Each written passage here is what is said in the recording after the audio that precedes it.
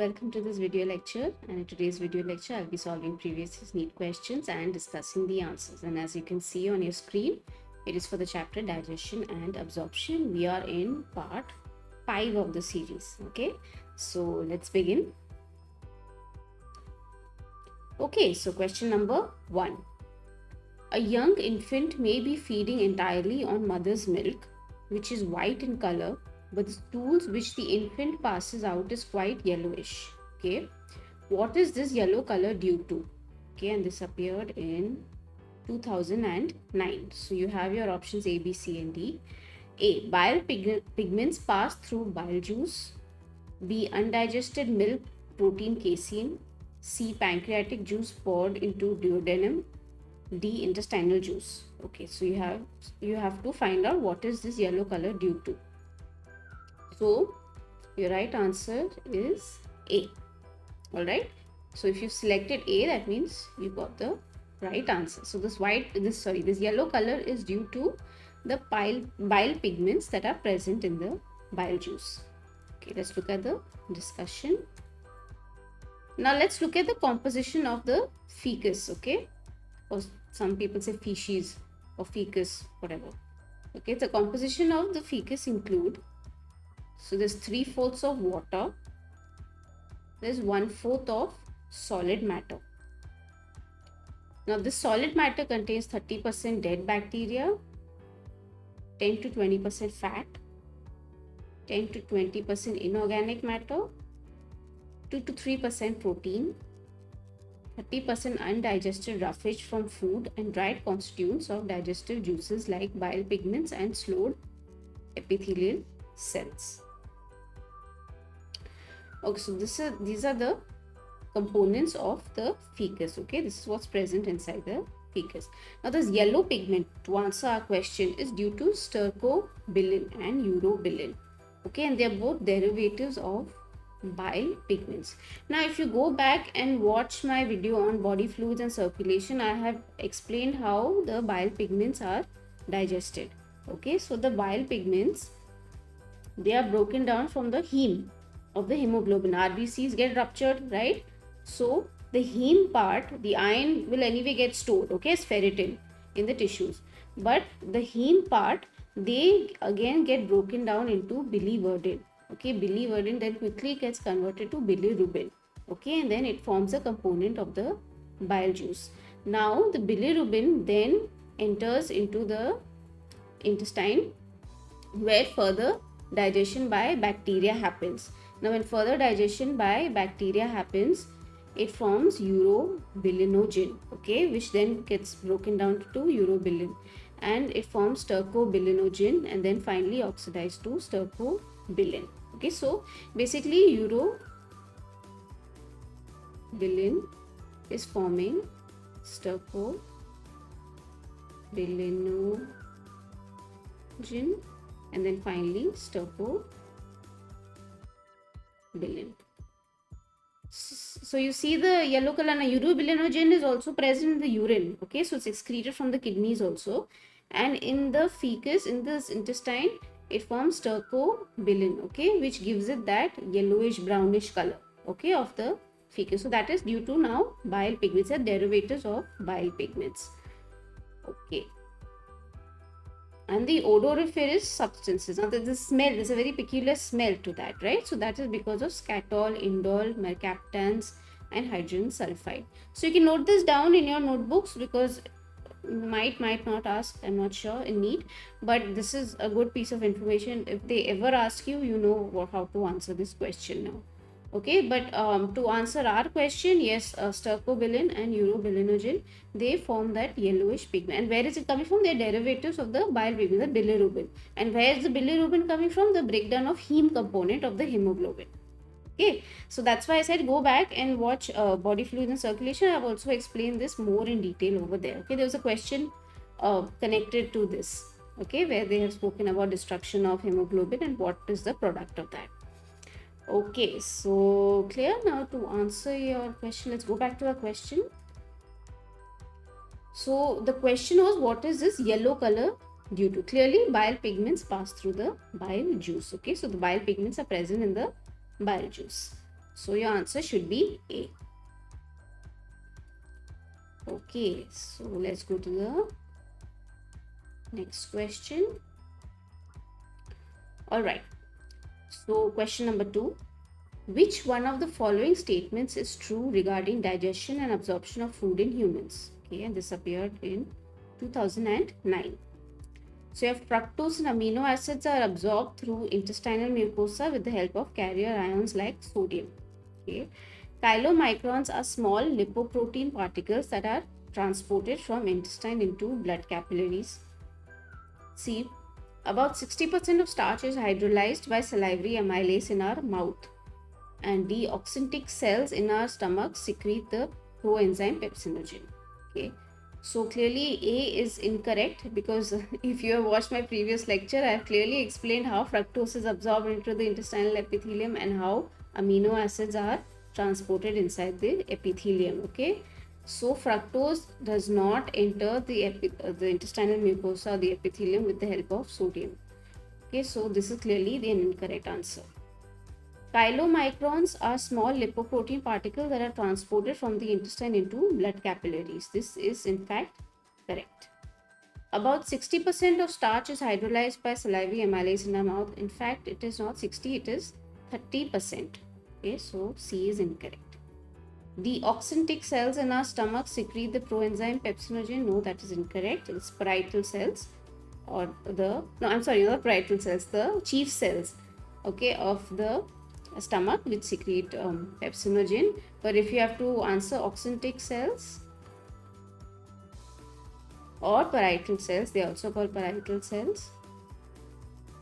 Parietal cells, they secrete HCl, okay, concentrated HCl and intrinsic factor, which then help in the absorption of what? Of vitamin B12. Okay, I have explained this. Okay, if you didn't know this, please go back and watch my previous video lectures. Okay, so your answer should be B. Okay, answer should be B. Let's go to the explanation. So, chylomicrons are formed after the new synthesis of triglycerides in the intestinal epithelium. Now, in the previous video lecture, I have explained a little bit of fat absorption, right? So it breaks down into monoglycerides and fatty acids. Okay, the micelles carry that, correct? Now it enters the intestinal epithelium. Okay, so if you have this intestinal epithelium, there is an endoplasmic reticulum present inside, okay, in the intestinal epithelium. So this fatty acids and glycerol, they enter and they form, the endoplasmic reticulum helps in the formation of triglycerides. Okay, so again, this is new synthesis of triglycerides happening. Okay, this new synthesis of triglycerides happening here. Now, along with this, now triglycerides as such cannot enter the extracellular fluid and then go into our system. No, it doesn't happen like that. In fact, it not the extracellular, it goes into the lymphatic system.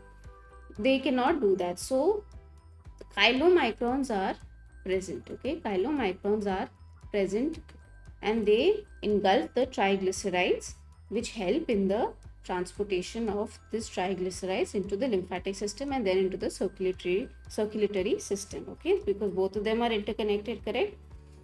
So chylomicrons are formed inside the intestinal mucosa, which then help in the carrying of triglycerides into the circulatory system. Eventually that's where it has to go. Now, chylomicrons, these structures, they contain 1% apoprotein B. Okay, they have 9% of phospholipids and 3% of cholesterols. In fact, the apoprotein B is a type of protein. Okay, it helps in the chylomicrons to not stick to the lymph vessels. Okay, anywhere. So it helps in the smooth transition of the chylomicrons, the fat that is present inside, into the circulatory system. Now, once it has entered the circulatory system, okay, so now adipose tissue, skeletal muscles and the heart, they secrete an enzyme called lipoprotein lipase. Okay, they secrete an enzyme. Now this is extra piece of information. This has nothing to do with the question. Our question is answered. Chylomicrons, they help in the transport of the fat into the circulatory system, into the blood. Okay, so now once it has entered the circulatory system, chylomicron is still, the triglyceride is still present in the chylomicron. So what do we do with that? Right, so an enzyme is secreted called lipoprotein lipase. Okay, and it is secreted from adipose tissue, skeletal muscle and heart.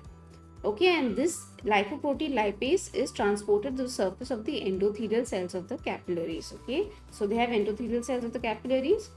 Okay, so lipoprotein lipase will enter over here. Okay, and lipoprotein lipase is an enzyme, so it hydrolyzes the chylomicrons. Sorry, felt a bit lost. They hydrolyze the chylomicrons there. So they hydrolyze that chylomicrons, then they release that, and triglycerides then get converted to fatty acids and glycerol. Okay, so the triglycerides are present inside chylomicron, the lipoprotein lipase will begin to hydrolyze. Okay, it hydrolyzes the cholesterol also that is present, the phospholipids and all that are present outside.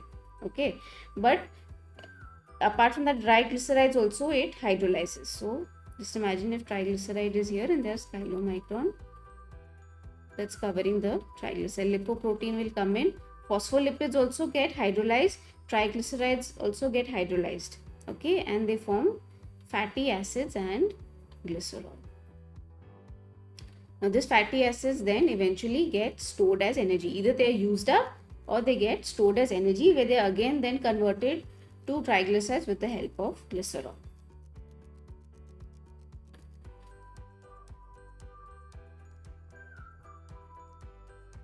Okay, so they get stored into the adipose tissue, the fat cells and the muscle cells, and then converted to triglycerides. Okay, that depends on whether the body requires energy or not immediately. If there's no energy required, and those fatty acids that are there again then combine with glycerol to form triglycerides, and they get stored there. Okay. Now lipase also hydrolyzes the phospholipids to form fatty acids, okay, which are deposited in the same manner. Same thing happens over there. Okay, the fatty acids are there and they are again get deposited there. There's phospholipids that are present here. Okay.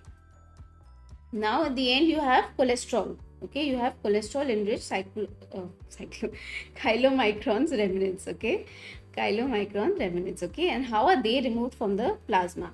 Okay, so that is possible with the help of apolipoprotein E. Okay, there's an apolipoprotein. Again, this is extra piece of information. Okay, from here, from this adipose tissue, all extra piece of information. There is apolipoprotein E. Okay, in the chylomicron, cholesterol enriched chylomicron remnants. Okay, and they are then secreted, as in they are then absorbed into the liver with the help of apolipoprotein E in the liver also. There are some receptors that are present which then allow it to move into the liver. Okay, so this helps in the absorption of the remaining part of the chylomicron. So chylomicron is completely then removed from the blood. Okay, so initially triglycerides were formed. Now to go back and answer your question, yeah, triglycerides were formed inside the intestinal epithelium, right?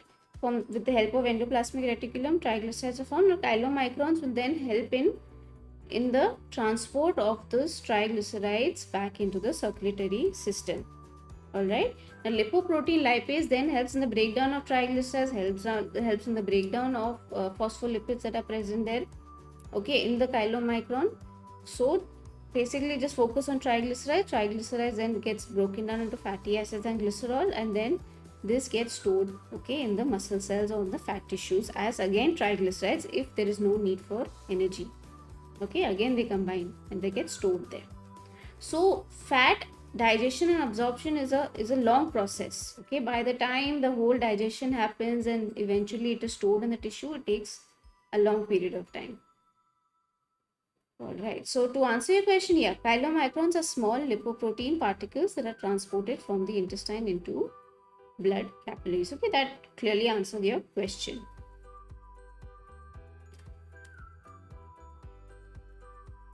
Okay, clear? Then we'll move on to the next question. Epithelial cells of the intestine involved in food absorption have on their surface disappeared in 2005. So, pinocytic vesicles A, microvilli B, C, zymogen granules, D, phagocytic vesicles. So, clearly it's B. Histologically, the epithelial cells of the intestine have microvilli. Okay, so your answer is B. The intestinal epithelium surface have villi. Yes, we know that. So it has villi. Okay, and on top of that, there are numerous small projections called microvilli. Okay, there are small projections over here called microvilli. All this is there in NCERT. So please read the text of NCERT very carefully. And this gives it a brush border appearance. Okay, looks like a brush border appearance, and this increases the surface area of the absorption. The absorptive surface area has been increased. Okay, so it helps in a lot of absorption very quickly. Okay, if there's more surface area, it will quickly help in the absorption of the digestive components. Okay, so clearly it is microvilli that is present. Go back to the involved in food or have on their surface. Okay, that was the question. So it's microvilli. Okay, next question. During prolonged fastings, in what sequence are the following organic compounds used up by the body? This appeared in 2003. A. First carbohydrates, next fats, and lastly proteins. B. First fats, next carbohydrates, and lastly proteins. C. First carbohydrates, next proteins, and lastly lipids. D. First proteins, next lipids, and lastly carbohydrates. Now, if you have watched my lecture on excretory system, there was a question similar to this, okay, and it was obviously related to the excretory system. But there's a similar question on fasting. So please go and watch that, but I will explain it over here also. Whenever there is fasting, okay, the first organic compound that is degraded or depleted is carbohydrates. Okay, so first carbohydrates, then comes fats, and lastly proteins.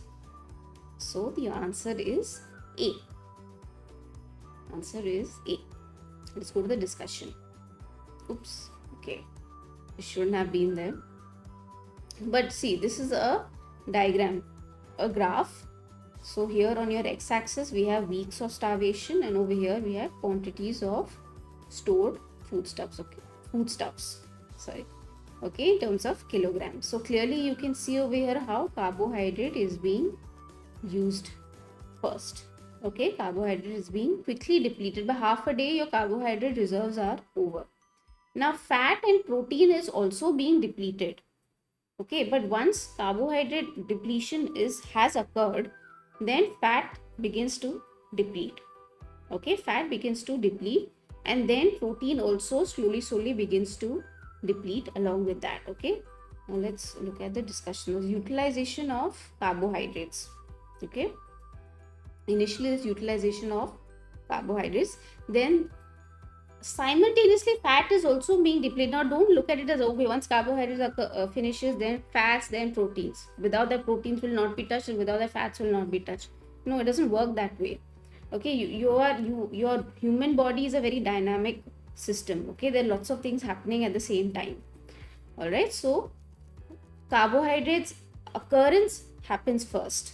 Okay, the majority part is carbohydrates first, then the majority part is fats second, then the third part is majority of it is protein. Okay, so utilization of fats until most of the fat stores in the body are gone. Okay, now what happens with fat is, now see, our brain is used to consuming glucose as its energy. Okay, it loves glucose. So whenever, because glucose can easily also cross the blood-brain barrier. Okay, glucose can easily cross the blood-brain barrier, and it gives the brain energy to work. Okay, now once carbohydrate sources are depleted, okay, you don't have any carbohydrate, by half a day your carbohydrate sources are depleted. So fats then begin to digest. Okay, fats, when they begin to digest, what happens is it forms ketone bodies. Okay, it forms ketone bodies. Now ketone bodies also have the ability to cross the blood brain barrier. It is also a form of energy. All right, and it is also able to cross the blood brain barrier, and so the brain gets energy from ketone bodies also. All right, now utilization of proteins is in three ways. The first is rapid depletion. Okay, so quickly even fats are also being depleted. Okay, after a point protein also begins to deplete. Okay, now formation of glucose via gluconeogenesis during early phase of starvation. So protein, what happens is it undergoes gluconeogenesis. Okay, what is gluconeogenesis? Formation of glucose from non-carbohydrate sources. So amino acids or proteins then begin to break down and they form glucose, okay, for energy. While fats are being depleted, there is also rapid depletion of protein, as you can see here in the graph. Okay, then protein degradation slows down, the depletion slows down. So there's a slow depletion here. Okay, at that time fat then becomes the majority. Okay, majority, that means too many ketone bodies are being produced in your body as energy, as sources of energy. Okay, so excessive fat utilization forming ketone bodies producing a state of ketosis.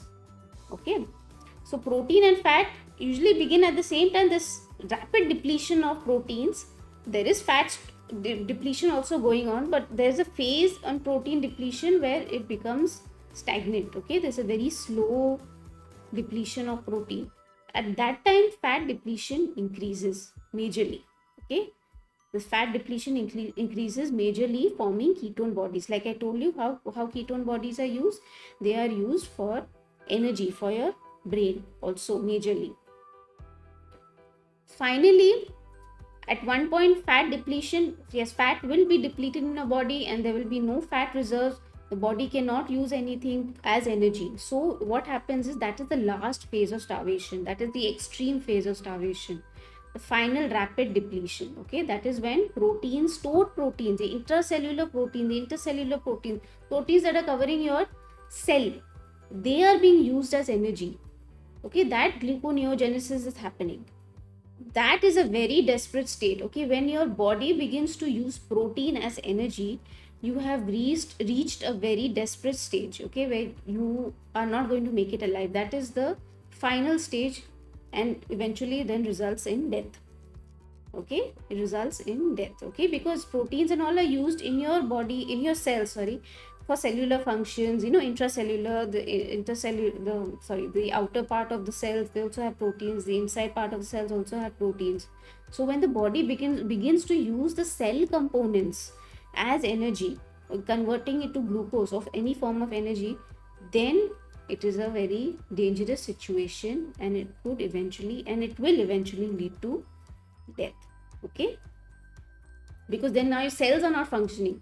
Your cells are being used as energy. Just imagine a situation where the last stage is the cell. So initially carbohydrates are used, half day reserve, carbohydrates are depleted. Fat and protein are also being depleted. Fat majorly begins to deplete, okay, forming ketone bodies. Okay, and this major depletion, there is depletion happening here. Major depletion happens when there is slow depletion of proteins. Okay, when the glucose or the gluconeogenesis of the proteins stops, or there's a very slow depletion, not completely stopped, very slow, that time there's too much ketone bodies are being produced. Okay, and this is all happening simultaneously. Don't think that one thing ends, the other thing starts, and the third thing starts. No, it doesn't work that way. That is why I put this graph over here for you to understand how starvation works. Okay, how your body uses up energy in terms of proteins, carbohydrates and fats. Okay, but to answer your question, yes, it says carbohydrates, fats and proteins. Yes, you look at it that way. But to give you a very realistic approach on how the human body works, then this is how it is. Okay, so then once the slow depletion of proteins is going on, this rapid depletion of fats, your outer fats reserves are being used up. They're producing what? Ketone bodies. Your body goes into a state of ketosis. And the ketone bodies are also, like I said, it crosses the blood-brain barrier. It gives the brain energy. Okay, that is why. And then finally, once the fat reserves are over, there'll be final rapid depletion of proteins, where this is a very, very extreme stage. It happens in the last stage, okay, week 8 of starvation. That means almost like 2 months of starvation. You're not eating anything, okay. That is when the body begins to use up the cellular proteins that are used for your cellular functions, okay. And that is a very, very, very desperate stage for the body to use up cellular proteins as energy, and eventually it results in death, okay. So yeah, this is about starvation. So it says prolonged fastings, okay. And that's when you've not eaten anything. So this first carbohydrates, next fats, and lastly proteins, okay. Just imagine, yeah, proteins, when you're using up proteins means you're in a very, very desperate state, okay. So clearly that answers your question.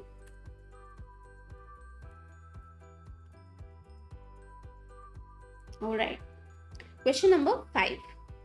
Anxiety and eating spicy food together in an otherwise normal human may lead to, this appeared in 2012. Okay, A, indigestion, B, jaundice, C, diarrhea, D, vomiting. Okay, so anxiety and eating spicy food will lead to indigestion.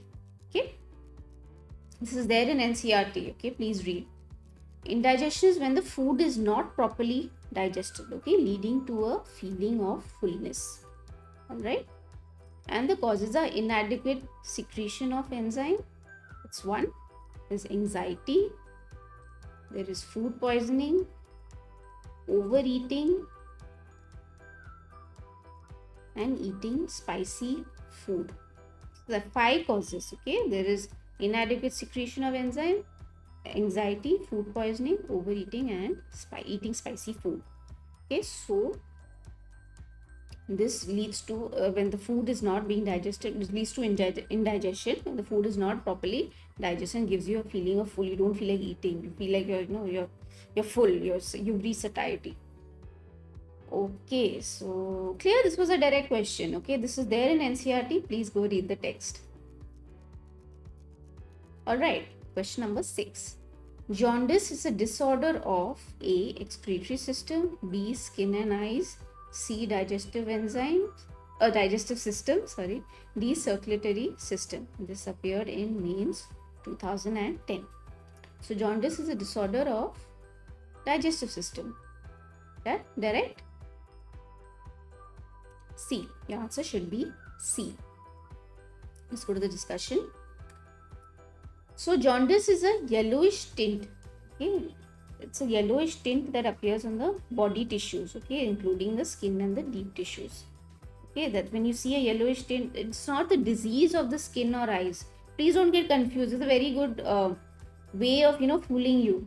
It's not the disease of the eye, but you see a yellowish tint, you see the symptoms of jaundice there. All right, now what are the causes? The cause is excessive quantities of bilirubin in the extracellular fluid. Okay, when there's too much bilirubin collecting in the extracellular fluid, it results in jaundice. Okay, common causes are, now there are 2 types of jaundice. Okay, the first one you have is hemolytic jaundice. Now go back and see my body fluids and circulation. I have explained erythroblastosis fetalis, okay, and also when there is there's a blood transfusion mismatch also, okay. In the erythroblastosis fetalis also same thing happens, okay. The neonate that is formed, that is delivered, has jaundice.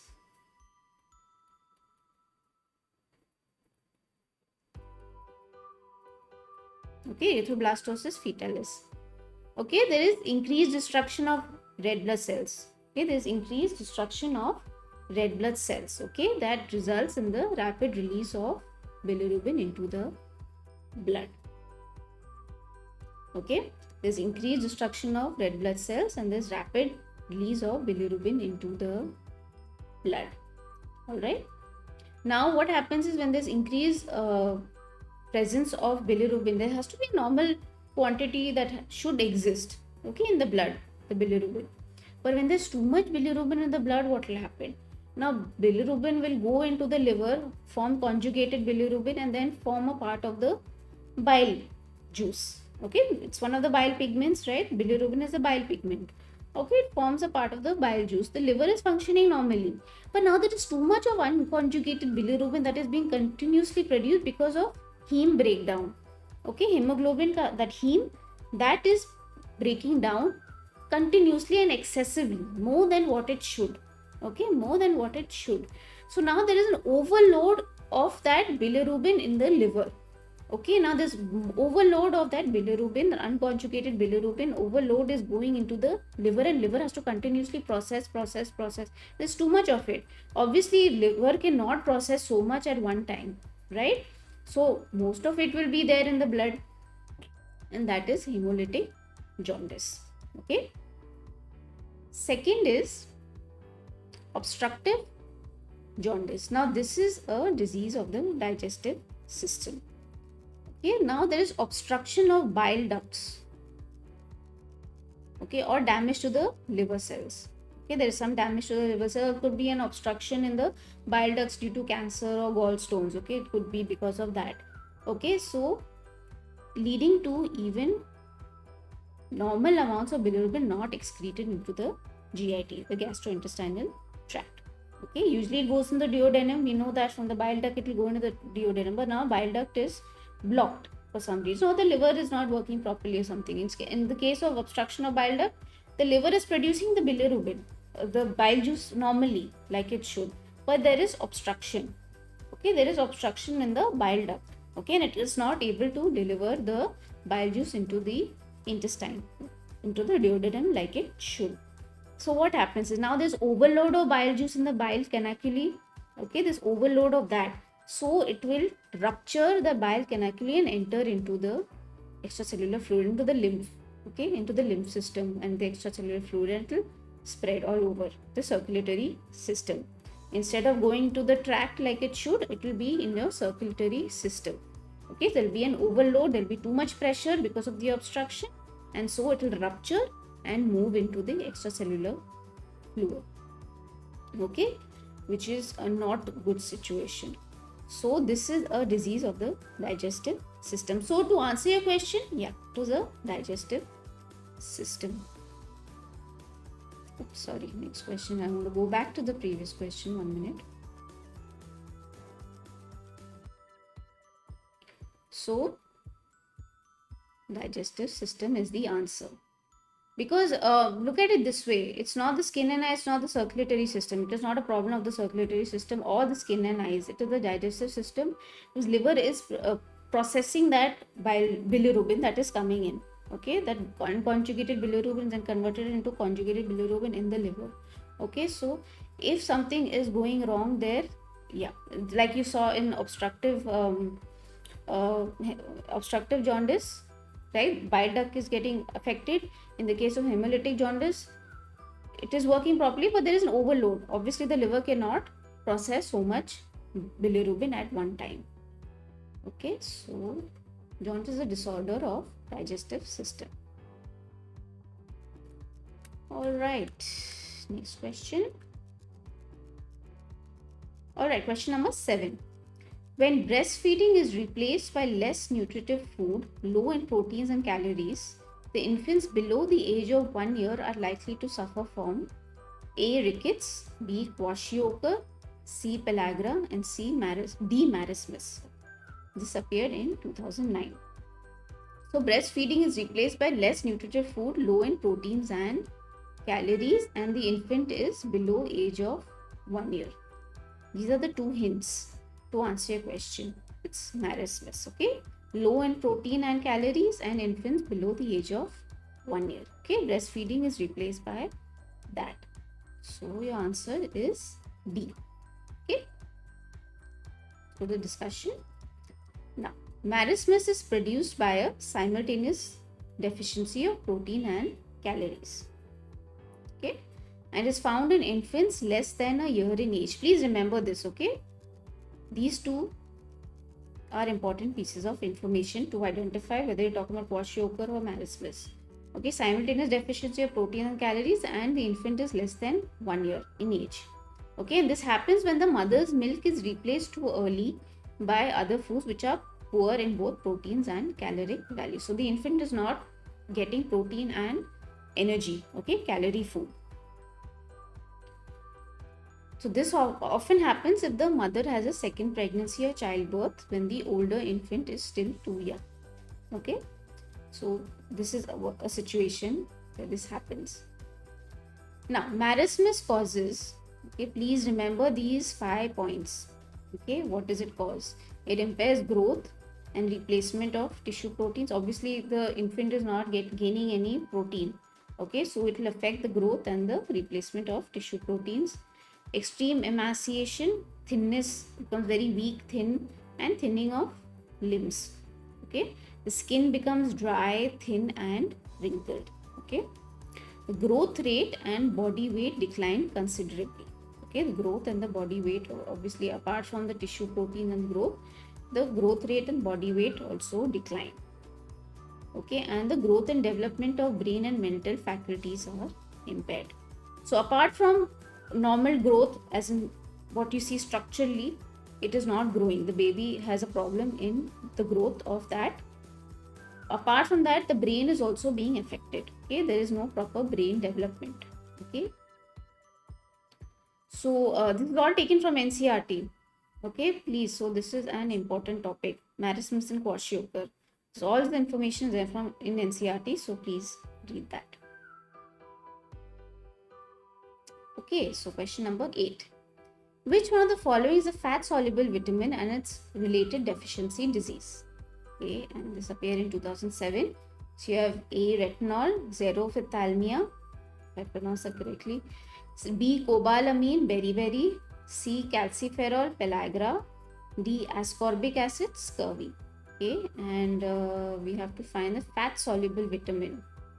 Okay, as related deficiency disease. Okay, so fat soluble vitamin, it would be, yeah, should be A. That is the correct answer. Because calciferol is vitamin D, but it's not pellagra, the deficiency disease of calciferol. So your answer should be A. And the other two are water soluble vitamins. We'll go to the discussion. Okay, so fat soluble vitamins, they are A, D, E, and K. And water soluble vitamins are B complex, C, and P. Okay, so here, yeah, you have the table of that question that we just saw. So you have the vitamin and the corresponding deficiency disease. Okay, so for vitamin A, it's retinol. So if you say retinol, they're talking about vitamin A. You need to remember the names interchangeably. Okay, so xerophthalmia.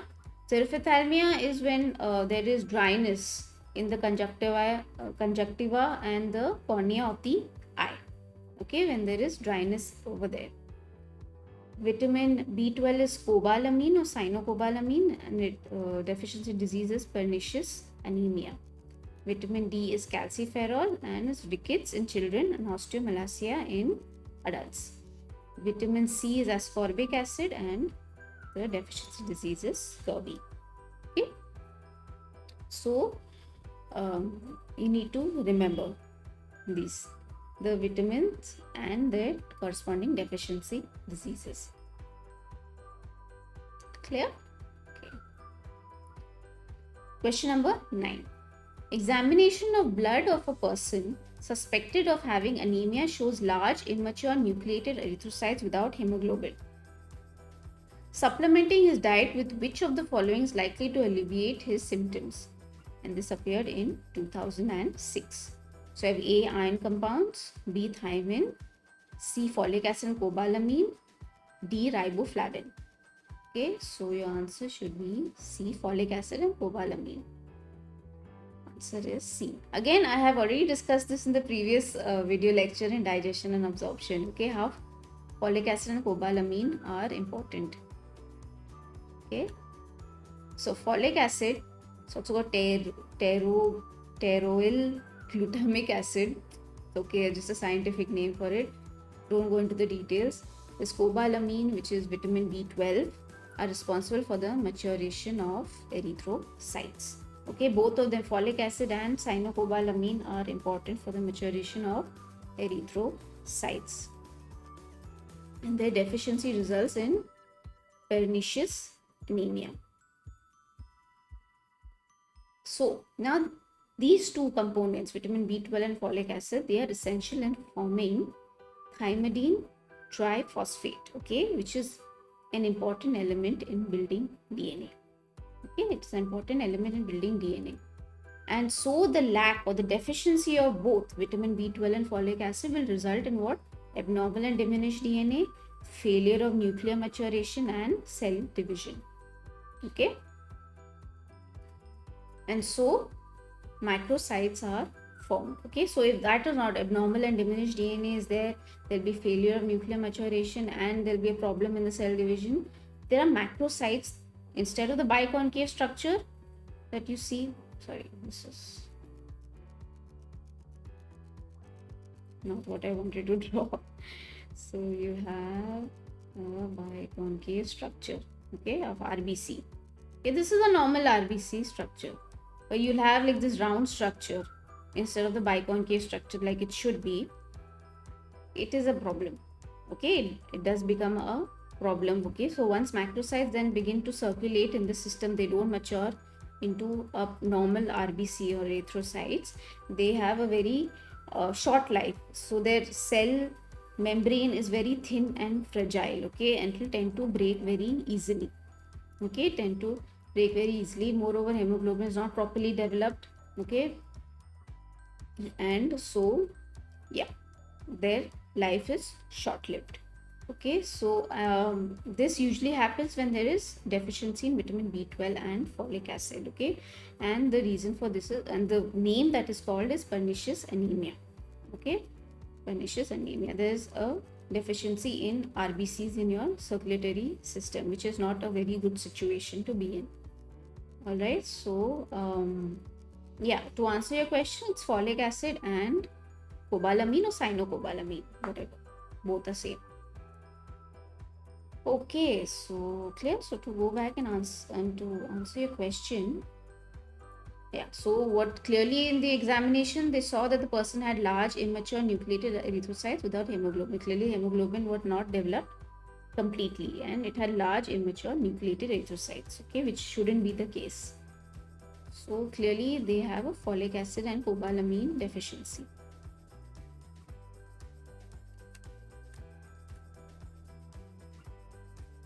Okay, so question number 10. A patient is generally advised to specially consume more meat, lentils, milk, and eggs in diet only when he suffers from, this appeared in 2005. So, scurvy, kwashiorkor, C. rickets, and D. anemia. So, meat, lentils, milk, and eggs, they usually are sources of protein, very high in protein. It is kwashiorkor. Okay. So your answer should be B.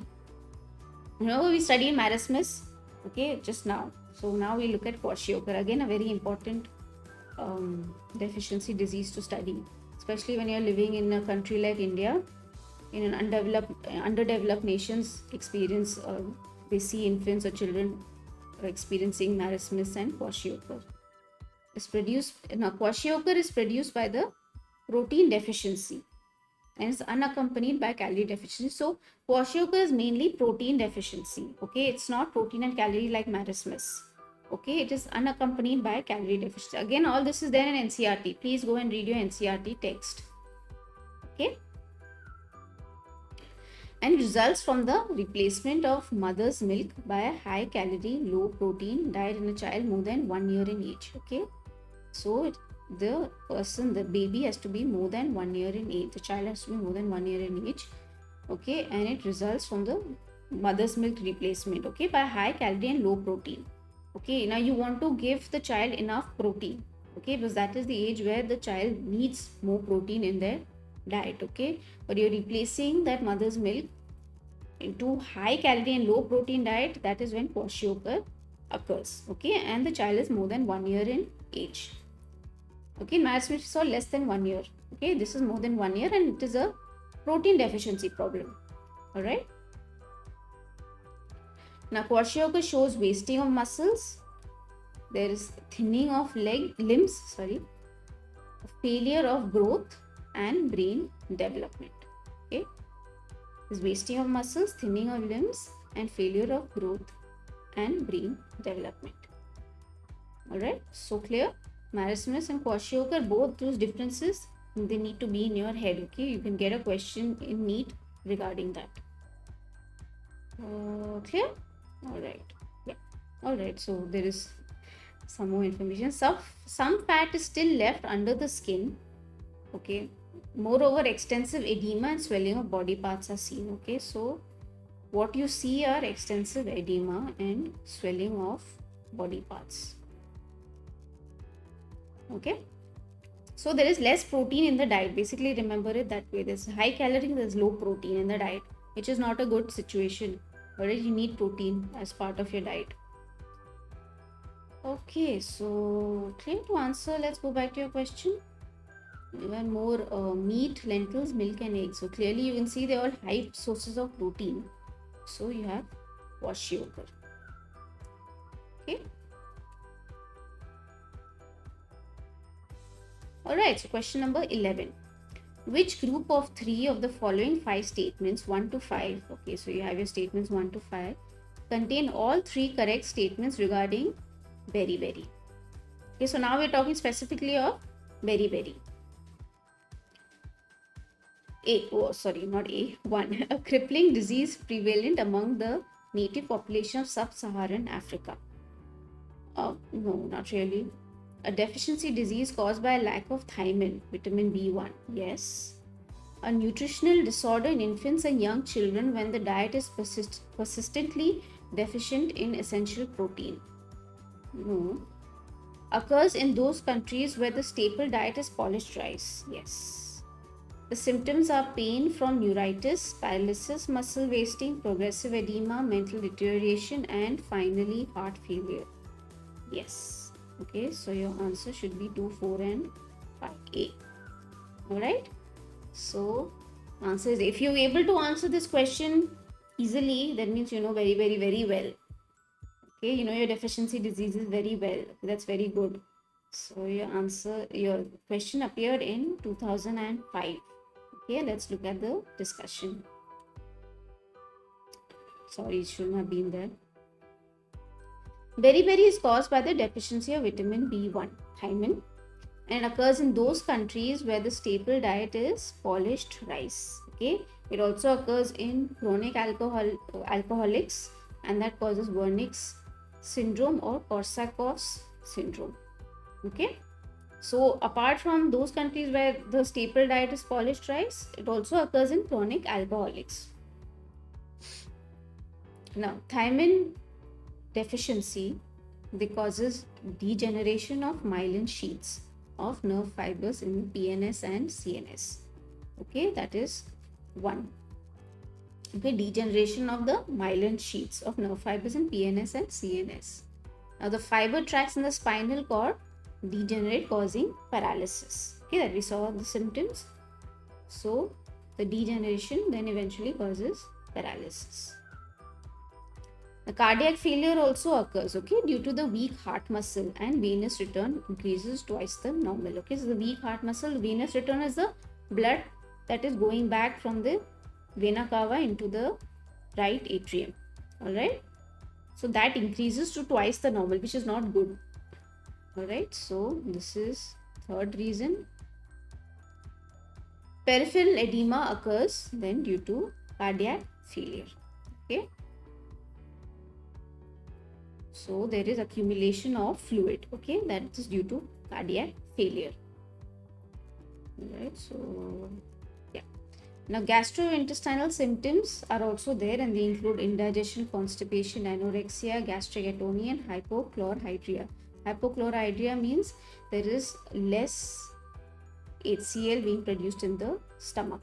Okay, and gastric atony means that proper peristalsis that should occur in the intestine is not functioning properly, and so there is no proper defecation that is happening. Okay, it results in constipation. Okay, so that is gastric atony. So yeah, regarding beriberi, please remember this, note it down in your notebooks. Okay, it's extra piece of information to help you understand what beriberi is. Okay, so clear. We'll move on to the next question. All right, so question number 12. The richest sources of vitamin B12 are, this appeared in 2004. 2004, sorry. Yeah. A. Goat's liver and spirulina. B. Chocolate and green gram. C. Rice and hen's egg. D. Carrot and chicken's breast. So, richest sources of vitamin B12 are goat's liver and spirulina. Answer is A. Please learn it as a piece of information, a piece of fact. Okay. So, sources of vitamin B12 include our spirulina, which is a type of algae. Okay, and the animal sources are liver, meat, fish, eggs, and milk. Okay, so it is important to consume a healthy diet. Okay, healthy balanced diet. So now, apart from proteins, carbohydrates, fats, we have studied that how important they are for our body. But apart from that, you have vitamins, you have minerals. Okay, and it is important to consume a balanced, healthy diet. It shouldn't be high calorie, low protein. We've seen what happens when there's high calorie, low protein, right? So it should be a balanced of calorie food as well as protein food. Okay, and you want to consume carbohydrates, consume it in a limit. Consume fat, consume it in a limit. Consume proteins, consume that too. Okay, and along with that, vitamins, minerals are also important to eat, to consume into our body. Okay, because cellular functions work based on these vitamins and minerals. So if there's a deficiency of vitamins and minerals, it does really result in a lot of diseases. Okay. Alright, so next question. This was simple, direct question. Which one of the, okay, it's question number 13, sorry. Which one of the following pairs is not correctly matched? It's appeared in 2004. Not correctly matched, okay. So vitamin B12 and pernicious anemia, which is correct. Vitamin B6 and convulsions is also correct. Vitamin B1 and beriberi is also correct. Vitamin B2 and pellagra, which is incorrect actually. Pellagra is a deficiency disease of vitamin B3. Okay, niacin. So your answer should be D. Alright, let's go to the discussion. So vitamin B2 deficiency causes chelosis. Okay, chelosis or chelosis, I don't know, whichever way you pronounce it. So chelosis is actually the inflammation or the dryness of the corners of your mouth. Okay, that's called chelosis. And this results because of vitamin B2 deficiency. Alright, so again, piece of information, fact, remember it. Alright, so clear. Next question. Yeah. Inflammation and small cracks in the corners of the mouth. Okay, so direct question again, it's all direct question. Question number 14. Which one of the following pairs is not correctly matched? It's appeared in 2003. Not correctly matched is our question. Okay, so vitamin C scurvy, vitamin B2 pellagra, vitamin B12 pernicious anemia, vitamin B6 beriberi. Again, we have, I guess, two incorrect. It is not correctly. So the answers would be two options. So we have vitamin B2 is not pellagra, which we have just seen. Okay, discussed that. Vitamin B6 is the beriberi is the deficiency of vitamin B1. So it's B and D. If you get a question like that, it's okay. They'll give you grace marks for it. It's alright. As long as I think you've chosen the correct option in that. So deficiency of disease of vitamin B1 is beriberi. Deficiency disease of vitamin B2 is chelosis. Okay, just saw that. Clear? Direct. Okay, so question number 15. Stool of a person is whitish grey colored due to malfunction of which of the following organ? This appeared in 2002. So you have A, pancreas, B, spleen, C, kidney, and D, liver. So the stool of a person is whitish grey colored. Okay, it's not normal like yellowish or brownish color. Okay, so we have already discussed this in the first question. Obviously, the color of the stool is you because of the bile pigments, okay, in the bile juice, and that is processed by the liver. So if there is something wrong in the liver, clearly there is something, as in if the color of the stool of the person is different, then clearly there's something wrong in the liver, okay, the processing of bilirubin. All right, so the answer should be D. Okay, we have already discussed in the first question, and I've already discussed in my previous videos also. All right, so D is the correct answer. Okay, so liver secretes bilirubin, okay, which is converted to urobilinogen by bacterial action in the intestine, right? Now, urobilinogen is oxidized to stercobilinogen, which gives it that yellowish brownish pigment. Okay. So, stercobilinogen and urobilinogen are bile pigment derivatives. Alright, and they give it that color. So, to answer your question, yes, something is wrong with the liver then. Okay, so the yellow pigment is due to stercobilin and urobilin. Alright, so please remember this, similar to the first question. Alright, so let's move to the next one. Okay, so question number 16. Continuous bleeding from an injured part of body is due to deficiency of, and this appeared in 2002. Vitamin A, vitamin B, vitamin K, vitamin E. So continuous bleeding from an injured part of body and is due to deficiency of vitamin K. Okay, answer should be C. All right, let's go to the discussion. So vitamin K is responsible for blood coagulation. Okay, it's responsible for blood coagulation. We already studied this in body fluids and circulation. So if there is a deficiency in vitamin K, yes, blood clotting disorders will happen. Okay, blood clotting disorders will happen, and that will then affect the blood coagulation. Okay, if there's a deficiency in vitamin K. There's another mineral which is also responsible, as calcium. Okay, so both are responsible. So vitamin K, if you look at blood coagulation, vitamin K and calcium both are responsible. So in this case, we're talking about vitamin K deficiency. Yes, it will affect blood clotting. Also, calcium is also responsible for blood clotting. So any deficiency in calcium also will affect blood clotting. Okay, so clear? All right. Next question. I think we've come to the end. Yeah. We've come to the end of today's video lecture, and I hope you've enjoyed today's video lecture, and I hope you've learned something new today. And please subscribe, like, share, and subscribe to MJ Need Biology. And also, I'm available on Facebook, Twitter, and Instagram. So please go check out my links there for more updates. All right. And I'll see you in the next video lecture. So bye.